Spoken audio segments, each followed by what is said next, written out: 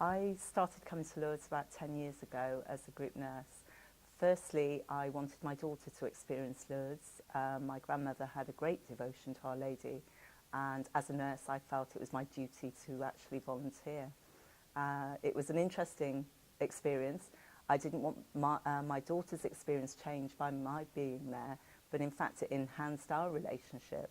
So over the last 10 years I've travelled sometimes 3 times a year to Lourdes, both in the summer and at Easter. And it's a very special time for me. Although people say, why would you want to do that? It's a busman's holiday. It's spiritually enriching.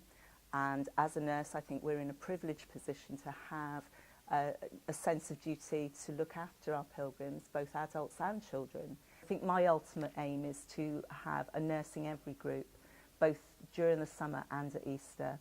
I've been lucky enough to recruit a couple of nurses this year, and by working with them and enhancing their skills, they feel confident.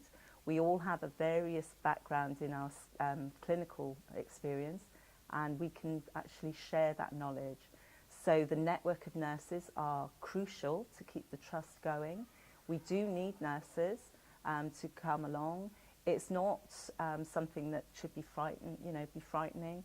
We actually support one another. At Easter, there are about 100 and more nurses that travel. We have a nurses meeting during the week.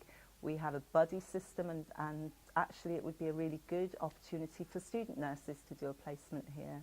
So that's our ultimate goal, is to make sure that nurses come along and keep growing the faith within our clinical practice. I have one of my team here this year, which is great to watch her grow, and I'm hoping when we go back home she'll be able to talk to colleagues and actually encourage them to come along. So please get in touch if you do want to come along.